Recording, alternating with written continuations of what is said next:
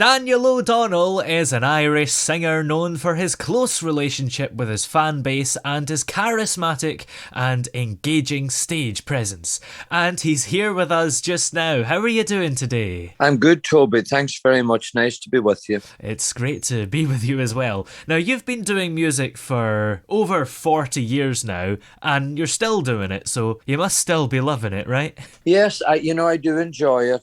Of course, in the last couple of years, nobody has done anything the way they used to. Yeah. But even prior to that, I had cut down a wee bit on the amount of touring I did, but still doing quite a bit. The enjoyment it's hard to describe the enjoyment I get from it. Yeah. And as the years have passed, I suppose more so because you're in the beginning, you're trying to achieve and to get your name out there. And then you get to the stage where, I think, well, God, I'm very happy with where I am in this career. And then you just go out and have a great time. I always had a great time, though. Yeah.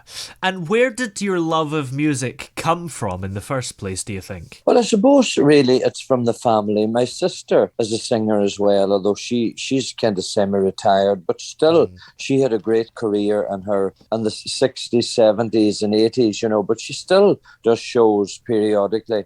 My mother loved music. My father sang on both sides of my family, both my father's side and my mother's side. They all sing. Everybody sings. So I think it was just part of what was in the family. Now, having said that, I suppose in Ireland, music is very, very, very much part of our life and our culture. Yeah. Everybody at every gathering, people sing just at the drop of a hat. And I think, and I know you're from Scotland, it's similar.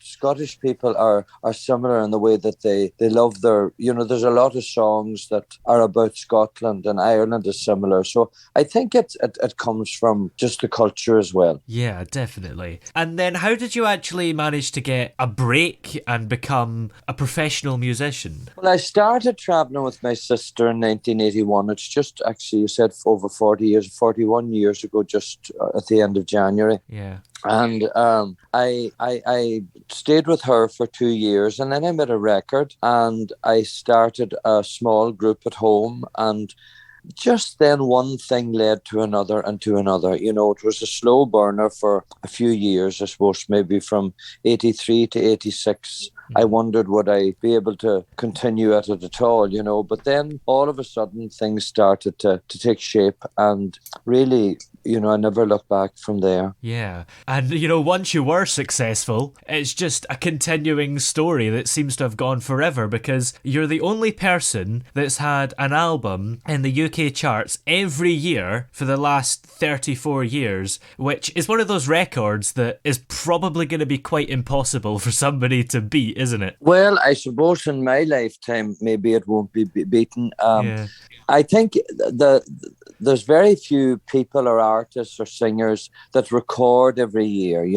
Most of them go in and do an album maybe once every 3 or 4 years. So that makes it almost impossible. I, on the other hand, as well as doing original material, I based my career a lot on older music, covers of songs that would have been hits for other people years ago. So there's an endless wealth of material there, that I can draw from. So I'm never stuck for material. I'm going in now to record in March, and I have 2 albums ready to record. Yeah. Of songs that people are giving me, songs that I like, and songs that I had, on a list of maybe I'll do that someday. So there's never an end. So I suppose we'll do this year and next year anyway, and then after that we'll see what happens. Yeah.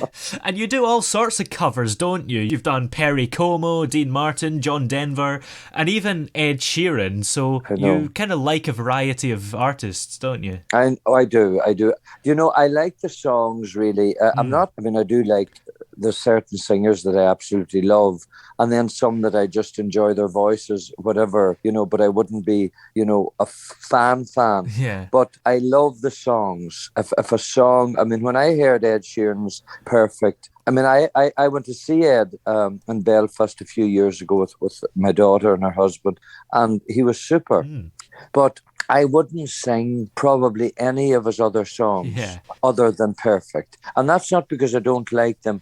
It's just because I feel I wouldn't be able to sing them. There's a lot of the time, even though you like something, it doesn't mean that you're going to sing it. But Perfect, the minute I heard it, I thought, I think I could have a go at that. And it's a lovely song, and it was lovely to do. So it does, I suppose, give me a broad, area to cover. It can be modern, it can be old, whatever the case may be. And then I'm lucky too that people give me original songs. I suppose when you get your name out there and people know you record a lot, they're inclined to, people know you record a lot, they're inclined to send you songs. Yeah. Have you ever maybe done a cover of a song and then realised when you were recording it that maybe it didn't end up sounding as good as you thought it would? Not really. The only song that I ever done that, and although when I listen back to it now, it's not terrible. There's a song called Highway 40 Blues. It was a Ricky Skaggs song, and it was on way back in the beginning when I first signed with Ritz Records, and they had given me songs to record, and I thought that I wasn't in a position to say I don't want to sing that, And it's a country song right enough, but it's bluegrass and it's really, really fast. And it's just not the type of song that I would lend myself to. Yeah. But I recorded it anyway. I was exhausted when I had it finished. And I remember thinking, I'm never going to sing that song again.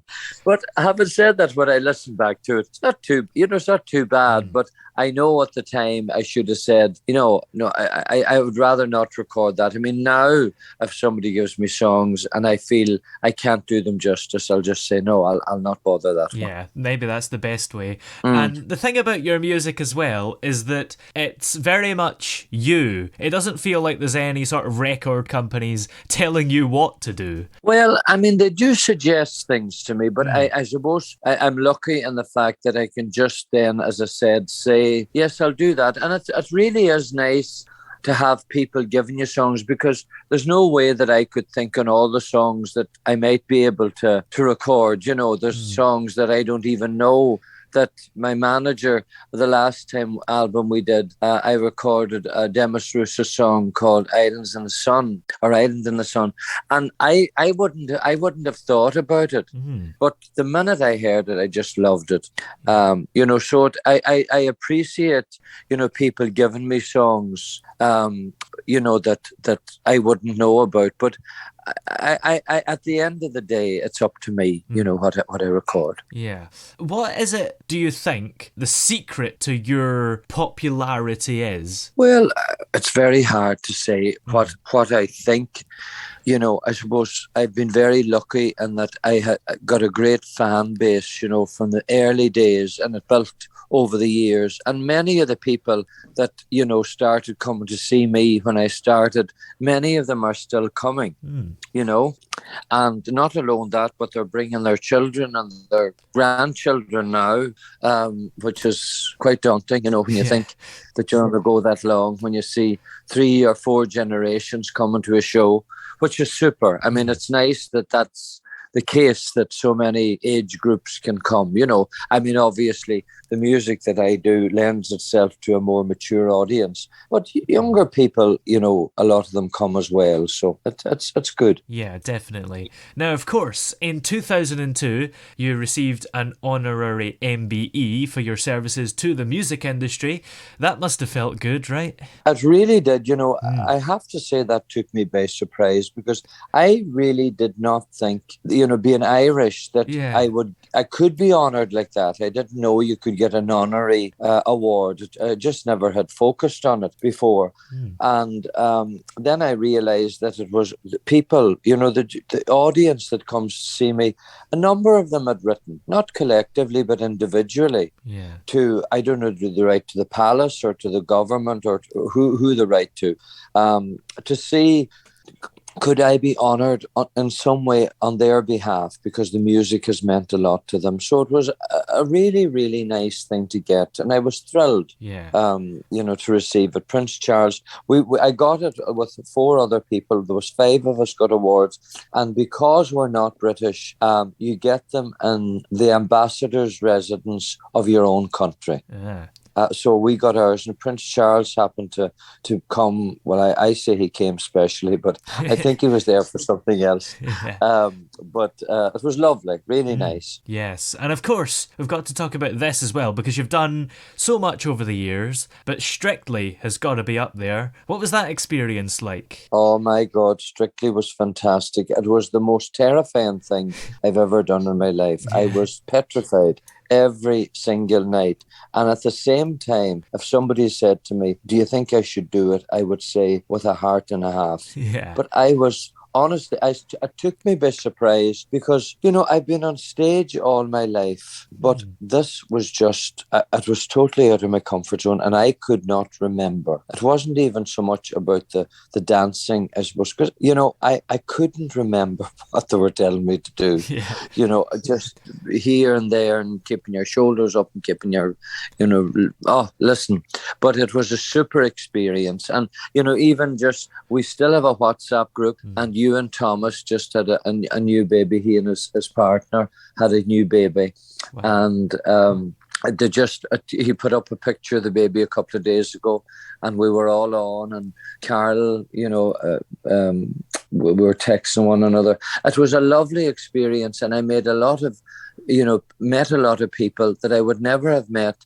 And even yet, we have a nice connection, which is lovely. And Christina too, the girl that was my pro dancer, she was super, and every so often I'll get a text from her, or I'll text her back, Yeah.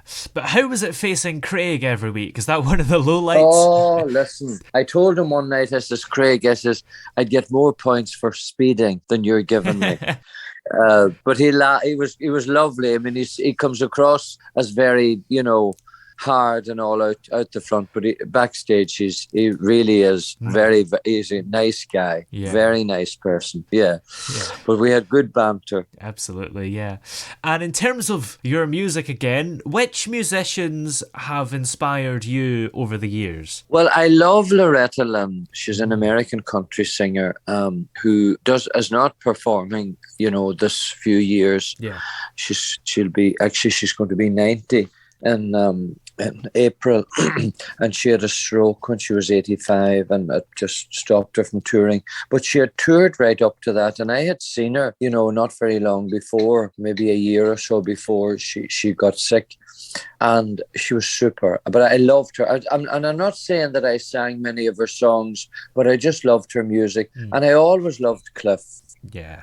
Cliff was somebody that I suppose I grew up listening to. And Charlie Pride was, my favourite male country singer. So I suppose, but you learn from a lot of people. You might see somebody and see them, how they handle an audience, or some little thing that they do, and they think, boy, that's a clever thing, So you never get to the stage where you think, oh, well, I know it all. Yeah. Have you ever got the chance to work with any of those idols? I did, actually. Charlie Pride, I did numerous shows with. Charlie guested on a lot of our TV shows in the States when we did shows for PBS, and he was he came to Branson, Missouri. He came to the show in Nashville. The first TV show I ever did in 1989, presented in Ireland. Charlie and the Judds were the guests on it. Yeah. I recorded a song with Loretta, and occasionally when I would have gone to see her, she'd always say, "Hey Danny, come on up here, honey." She's real Southern America, and I would sing, just a song on the show. And I've recorded with Cliff as well. When Cliff was doing his duets album, he asked me if I would record with him, and then when he he came to Dublin. It was after he recorded that I went on to the show and sang the duet with him. Yeah. So it's a very privileged position, to be able to say you admire these people so much, and then you've got to know them. I mean, I've gone and stayed with Loretta at a ranch. We holiday with Cliff quite a bit. Well, not since COVID, but we know Cliff very well. And Charlie, Charlie died last year, but Charlie was a great friend, he and his wife. Oh yeah, definitely. And of course, Cliff Richard is still working and touring and everything. Do you think that you might still be working in 20 years? I don't think I will. I mean, I don't, who can say what, but I don't think so.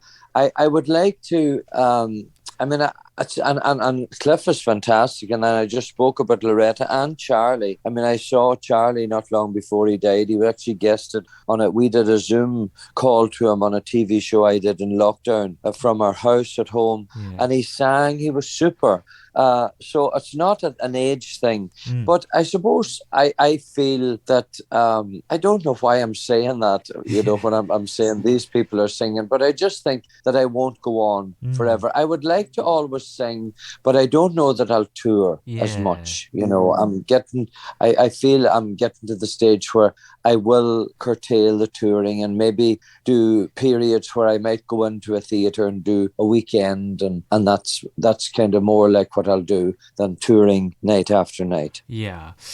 And of course you have a very close relationship with your fans. Do you think that's important? Well, it certainly worked for me. I mean, I think I value the opportunity of getting to know the fans down through the years. And when I go out on the stage, I know so many of them. It's incredible. I mean, I look out and I recognize lots of the people that are there in front of me.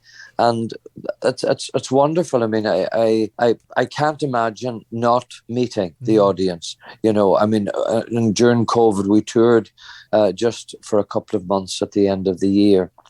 And I couldn't meet the people. Yeah. And it was very unusual after the show. It was almost like, what do I do now, Yeah. So I'm looking forward to that coming back. I hope that soon we'll be able to meet everybody as normal. Absolutely, yeah. And how's COVID been in other ways? I guess during the lockdowns, you haven't been able to go on a tour and stuff. Have you been doing live streams maybe? I did a wee bit of that. I did a couple of months when the lockdown was severe and people were very restricted. I did every Sunday night for about 8 weeks, which was fun. The people seemed to enjoy it. Then I did a live stream with my band because they had no opportunity to earn money. Yeah. And I did a show where people bought a ticket and the band and the crew got the money. I just did it for them to get a bit extra coming up to Christmas, not last Christmas, but the Christmas before, so that they had just a bit of extra money at that time of year.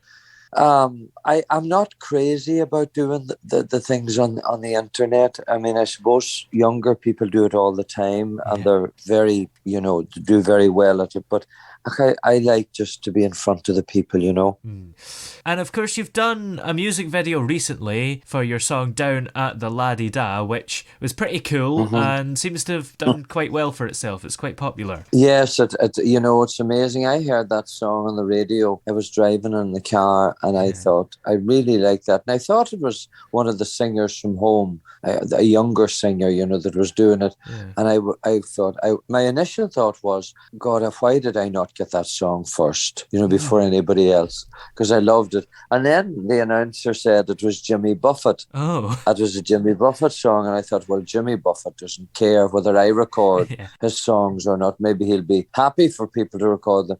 So I went in immediately, recorded it. And then I said to my manager, I said, if this song gets attention, it really is catchy. And we approached these guys at home that have a media company, or they do videos and all that sort of stuff. and they're all living within a 3 or 4 mile radius of me. The people doing the artwork and the people that were in the video, and they did a super job. It was the video really that caught the attention, and then the song on the back of it, because it was such a fun video and so unlike what I would do. Oh yeah, definitely. And have you got anything that you're working on at the moment in terms of more songs and albums, and maybe even some shows coming up? Yeah, well, we will have. I mean, we will tour. We're actually we're doing a cruise. Well, hopefully, in the Caribbean. I take part in this Irish cruise every so often for a lady called Gertrude Burns, who's been running chartering ships for over 30 years, and a lot of the singers from home go on it. And we have a great week, and that's in February. And then I will record, in March, February, March time. And hopefully I'll get about maybe 24 songs or so recorded that'll cover 2 years' albums. And then I have a few charity things that I'll do. But my touring really starts in August when we do Killarney in Ireland. And in September we'll be in Canada and some of the States. And in October we'll be in the UK. Hopefully, do 8 or 9 shows that'll spread out over the different areas. And then we always go to Branson, Missouri in November. Yeah. So we'll be there in November, and that's kind of this year. So we'll probably do, I don't know, maybe up to 50 shows or something between August and November. Yeah, absolutely. And Branson, Missouri is quite fun, isn't it? Because you're the biggest star there and everyone loves you. Well, when I first went there, I was unknown, and even though I was doing well at home, it was amazing, because some days you'd only have 20 people in the audience. Even though there's a lot of people there, they all have their schedules planned, and a lot of them come in buses, and Andy Williams and the Osmonds and Tony Orlando and Mel Tillis, lots of the big artists, Ray Stevens, were doing shows, and they were just full to the doors. Yeah. And as time passed, then we started doing the TV shows for public television, and more recently on a channel called RFD. And that has given me a great platform, so that now a lot of the people come to Branson because they see us on television. So it's quite a turnaround. Oh yeah, definitely. Well, where are we able to keep up to date with you everywhere? Do you have a Facebook page and website and things? There is a Facebook page, and a website, DanielO'Donnell.org, and the Facebook pages. I mean, they're very good. The office people, they're always putting things up and keeping people informed about concerts and shows and whatever might be happening. So it's a good way to follow. Great. Well, thanks very much for joining us today, and stay safe. Well, thank you. Thanks for your time, and good luck with all you do.